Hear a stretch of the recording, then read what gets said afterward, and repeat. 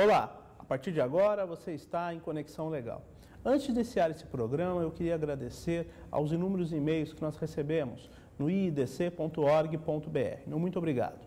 Se você ainda não recebeu sua resposta, até mesmo sua resposta de indicação de pauta, a sua resposta com relação a alguma pergunta feita aqui para o nosso programa, para o Conexão Legal, não se preocupe. Nas próximas semanas nós estaremos respondendo todas essas questões e também as questões endereçadas à indicação de pauta. Também gostaria de dar um recado para você aí de casa. O Fórum do IDC vai ser no dia 30 de agosto, aqui em São Paulo, no Clube Holmes. Começará às 8h30 da manhã. Não se esqueça, ingresse lá no nosso site, idc.org.br, faça seu cadastro, preencha lá o cadastro, esteja conosco também nesse evento. Nós contaremos com a abertura do Dr. Ives Gandra Martins e com o encerramento do professor Amaury Mascaro, entre outras personalidades do mundo jurídico. Aliás, são várias personalidades do direito brasileiro discutindo o direito global.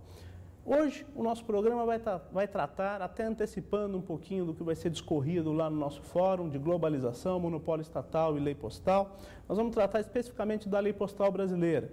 Vamos conhecer um pouquinho esse ordenamento jurídico, que eu sei que você aí de casa tem muitas perquisições a respeito de como funciona a questão da lei postal no Brasil, qual é a lei que regula o setor, né? E, para tanto, eu tenho o prazer de receber aqui nos nossos estúdios a doutora Denise de Menezes e a doutora Elaine de Oliveira Santos. Bom dia, doutora. Como vai? Bom dia. Prazer. Tudo bem, doutora Elaine? Doutora Deise. Muito prazer. Doutora Deise, vamos começar um pouquinho a respeito da lei postal. Ou melhor, vamos aqui primeiro com a doutora Elaine. Doutora Elaine, lei postal. Qual é a lei que regula o setor e qual é o processo histórico que se deu para a criação dessa lei? Na verdade, atualmente, a gente continua com uma legislação de 1978, a Lei 6.538. 6.538. 6.538, exatamente, que, na verdade, em 78, que foi promulgada, visava efetivamente regular o que, na época, era necessário em relação à legislação postal, em relação à segurança jurídica, em relação à correspondência, sigilo de correspondência, e até hoje essa lei continua em vigor, muito embora efetivamente seja uma lei que, com o decorrer, com o passar de tantos anos, não tem uma aplicação hoje em dia da forma que deveria estar, né? Na verdade, a gente está com a mudança da atualidade, com os novos meios de comunicação e tudo mais, a gente pode considerar que efetivamente é uma lei que não está mais atendendo realmente o que seria necessário atualmente. Sim. A lei de monopólio do que concerne a questão postal, ela é de 78 e ela dizia exatamente o que com referência a esse monopólio? Na verdade, o monopólio era efetivamente de carta, né? Carta, na época, cartão postal, efetivamente. E o que a gente pode considerar que seria a carta, na época, é o que efetivamente era a comunicação escrita, destinatário específico. As cartas que eram circuladas, na verdade, em 78, que só tinha a forma de comunicação, efetivamente, era a carta na sua essência. Não hoje em dia. Hoje em dia, na verdade, uma carta pode ser até suprida por um simples e-mail. Sim. Né? Hoje em dia, as pessoas não têm mais nem o hábito, efetivamente, de estar mandando a carta na sua essência. Na acepção da palavra. Na acepção da palavra, né? Antigamente, não. As pessoas se correspondiam por carta, pessoas moravam longe e o meio, efetivamente, de comunicação era através de carta. Não tinham nem, efetivamente, acho que até as ligações, efetivamente, não eram tão acessíveis como são hoje, efetivamente, com baixo custo nem nada. Então, a gente pode até dar um exemplo. Até o acesso da telefonia era Sim, precário. O acesso da telefonia era precário. Então, as pessoas se comunicavam efetivamente através das cartas, né? Muitas vezes o filho estava morando em outra localidade, se correspondia com a família, com a mãe, através de uma correspondência, de uma carta efetiva, né? Então, hoje em dia, praticamente isso entrou em desuso. Hoje as pessoas se comunicam através do e-mail.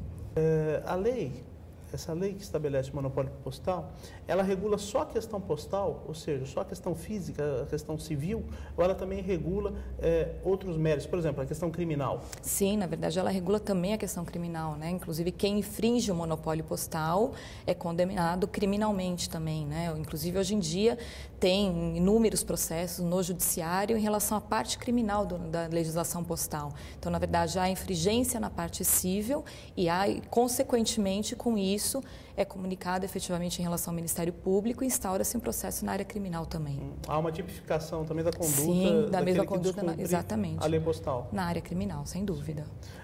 Doutora Deise, e a questão do monopólio conceituado lá em 78, ela é bem diferente de hoje, não? Com certeza.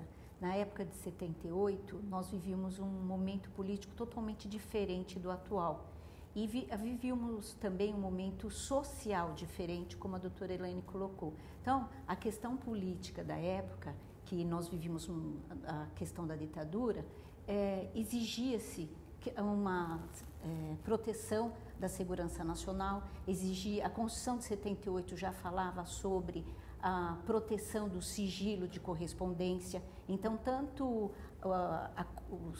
as pessoas que viviam aqui no Brasil tinham assegurado o sigilo da correspondência, como o Brasil também procurava proteger todo e qualquer cidadão em relação a esse tipo de serviço. Então, a legislação veio para isso, para dar essa proteção, e se criou uma figura, né, a União criou uma figura dos Correios para exercer essa questão do monopólio, que hoje, né, em 2010, com a Constituição de 88, também dando uma proteção à correspondência, assegurando um sigilo, em que pese essa proteção, né, a questão da globalização acabou modificando toda uma estrutura prevista para o ano de 78, uma legislação que pode-se dizer que estaria desatualizada, ou pode-se dizer que seria uma legislação adequada para a época, mas que hoje, na realidade, não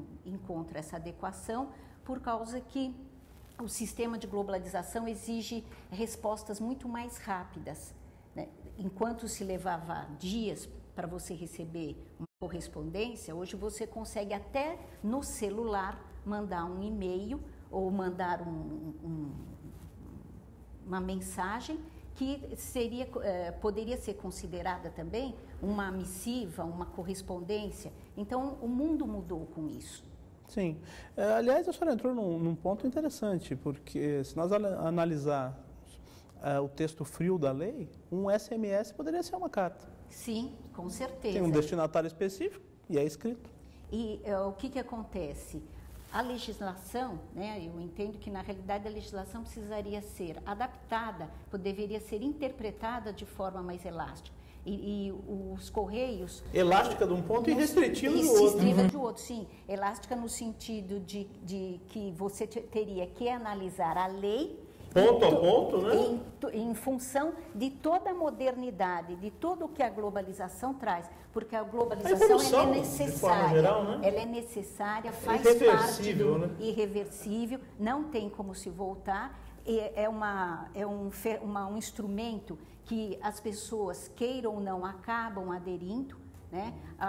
O boom que existe no celular, como eu acabei de dar o exemplo, é muito grande. O mundo aderiu. E o Brasil é um dos países que as pessoas detêm o maior número, né? O Brasil, as pessoas detêm o maior número de celular. Então, você poderia considerar isso. Como os Correios acabou perdendo a sua competitividade nas cartas, ele busca através de outras... Até porque a carta em si perdeu competitividade, né? Muito. Doutora Deise, doutora Elaine, nós vamos para um rápido intervalo e já voltamos.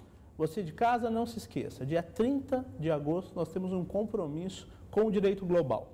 No Clube Holmes, a partir das 8h30 da manhã, primeiro Fórum de Globalização, Monopólio Estatal e Lei Postal. idc.org.br, esteja conosco nesse fórum. Sou vice-presidente do IIDC, o Instituto Internacional de Direito Comparado.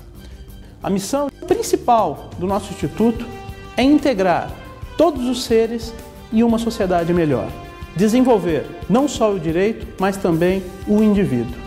Gostaria de ter você conosco. Faça você parte ou não do mundo jurídico. O IIDC foi feito para todos nós. Acesse o nosso site iidc.org.br. Lá você encontrará dicas importantíssimas para o seu dia a dia e também artigos de pessoas renomadas.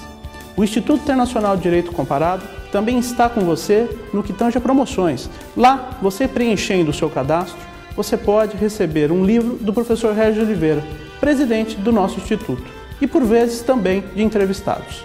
Meu muito obrigado e esteja conosco. iidc.org.br